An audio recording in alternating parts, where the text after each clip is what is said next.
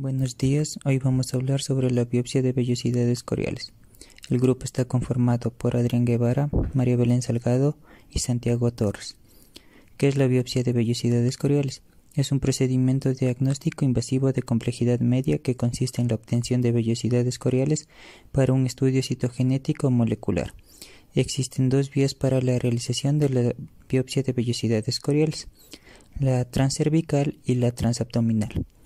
La biopsia de vellosidades coriales en una gestación gemelar es un procedimiento de elección en la gestación bicorial, donde hay una eventual interrupción selectiva de uno de los gemelos que presentará menos complicaciones cuanto más precozmente se realice. ¿Para qué sirve la biopsia de vellosidades coriales? Nos sirve para detectar si existe algún trastorno cromosómico o genético en el feto mediante la extracción de una muestra pequeña de la placenta de la madre. Si se obtiene un resultado positivo en una prueba de diagnóstico prenatal o los resultados de un examen para detección como el cribado del primer trimestre o el análisis de ADN libre fetal son positivos o dudosos, se elige realizar una muestra de vellosidades coriónicas para confirmar o descartar un diagnóstico. Además de identificar el síndrome de Down, la muestra de vellosidades coriónicas se puede utilizar para diagnosticar muchas otras enfermedades genéticas, incluyendo trastornos de un solo gen, como la enfermedad de Tay-Sachs y la fibrosis quística. ¿Qué detecta la biopsia de vellosidades coriales?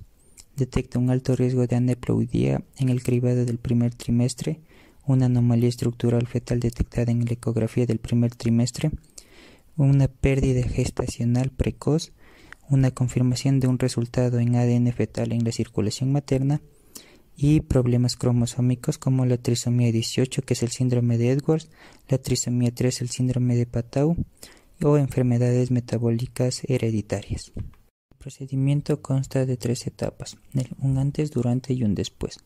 En antes del procedimiento se recomienda una asesoría genética. Se le explicará los riesgos y los métodos alternativos como la amniocentesis. Se le pedirá que firme un formulario de consentimiento antes de que comience el procedimiento y en la mañana que se realizará este mismo se le pedirá que beba líquidos y que se abstenga de orinar. Al hacer esto, la vejiga estará llena, lo cual ayudará a ver por dónde guiar mejor la aguja. Se debe indicar al médico tratante si es alérgica al yodo o a los mariscos o si tiene algún tipo de alergia. Puede considerar pedir a alguien que le acompañe a la consulta para recibir apoyo emocional o que luego lo lleve a la casa. Durante el procedimiento se realizará una ecografía para determinar la edad gestacional del bebé y la posición de la placenta. El paciente se recostará boca arriba sobre una camilla de examen con el abdomen descubierto. Se aplicará un gel especial sobre el abdomen y luego un pequeño dispositivo conocido como transductor ecográfico mostrará la posición del bebé en el monitor. Se utiliza la imagen de la ecografía como guía y se procede a tomar la muestra de tejido de la placenta mientras permanece recostada el paciente. Esto se puede hacer a través del cuello uterino o de la pared abdominal. En la muestra de vellosidades coriónicas transabdominales, después de limpiar el abdomen con un antiséptico, el médico introducirá una aguja larga y delgada por la pared abdominal hacia el interior del útero.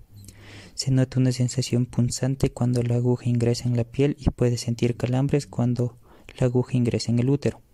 La muestra de tejido de la placenta se extraerá con una jeringa o aspirador y se quitará la aguja. En la muestra de vellosidades coriónicas transcervicales, después de limpiar la vagina y el cuello del útero con un antiséptico, el profesional de salud abrirá la vagina con un espéculo e introducirá un tubo delgado y hueco a través del cuello uterino. Cuando el catéter llegue a la placenta, con una suave succión, se extraerá una pequeña muestra de tejido. Después del procedimiento, es posible que exista una pequeña cantidad de sangrado vaginal. Puede retornar al nivel de actividad normal, sin embargo, se debe considerar evitar el ejercicio extenuante y la actividad sexual por un día. Mientras tanto, se analizará la muestra de tejido en un laboratorio, donde los resultados podrían tardar algunos días o semanas según la complejidad del análisis. Resultado del procedimiento. Con el análisis de vellosidades coriónicas existe una escasa posibilidad de que el resultado sea un falso positivo. Si el análisis de vellosidades coriónicas indica que el bebé tiene una afección genética o cromosómica que no puede tratarse, existe la posibilidad de tener que decidir si continuar con el embarazo o no. Los primeros resultados se obtienen en tan solo 48 horas. Estos descartarán las enfermedades más comunes. Es un estudio muy preciso, siendo válido en el 99% de los casos. Existe una posibilidad mínima de obtener un dudoso resultado llamado mosaicismo confinado a la placenta. Al desarrollarse más rápidamente, las células de las vellosidades coriónicas pueden presentar alteraciones cromosómicas que realmente no existen en el feto. Estudios genéticos de vellosidad coreal. Consiste en un cariotipo después de un cultivo largo y también a partir de un microarray cromosómico para detectar enfermedades genéticas en el genoma del feto. El PCR cuantitativo de fluorescencia cuantifica el número de cromosomas 21, 18, 13, cromosoma X y cromosoma Y mediante sondas de ADN y diagnostica las aneuploidías y las triploidías. Además, detecta la contaminación materna. El cariotipo por cultivo corto permite un cariotipo a partir de las células del trofoblasto y no hay riesgo de contaminación materna. Además, presenta un cierto riesgo de detectar anomalías confinadas a la placenta. El cariotipo por cultivo largo tiene riesgo de contaminación materna y tiene menor posibilidad de detectar una anomalía confinada a la placenta y falsos negativos. El microarray permite el diagnóstico de microdeleciones y microduplicaciones, aparte de las aneuploidías, deleciones y duplicaciones. Las reservas de ADN en caso de que el feto tenga anomalías estructurales en que se deba realizar estudios genéticos mediante secuencia de segunda generación. ¿Cuándo se realiza? ¿En qué momento de la gestación se va a realizar? Una de las ventajas de la biopsia corial es que puede realizarse entre la semana 10 y la semana 15 de gestación, obteniéndose así un diagnóstico precoz. Riesgos. Aunque poco frecuentes, los riesgos de la biopsia de vellosidades coriónicas son: riesgo de aborto espontáneo, este aumenta cuando más intentos se realizan para tomar la muestra. Trasvase de la sangre fetal al torrente sanguíneo de la madre, lo que puede causar incompatibilidad materno-fetal por grupo sanguíneo o por el RH. Existe la posibilidad de alcanzar al bebé con la aguja y las consecuencias dependen del lugar en el que se la clave la aguja y del grado en que tenga. Ventajas. Los resultados se obtienen al inicio del embarazo, entre la semana 10 y la semana 12 de gestación. El tiempo de demora para la obtención de los resultados es de 2 a 7 días. Desventajas. Existe riesgo de sufrir un aborto espontáneo.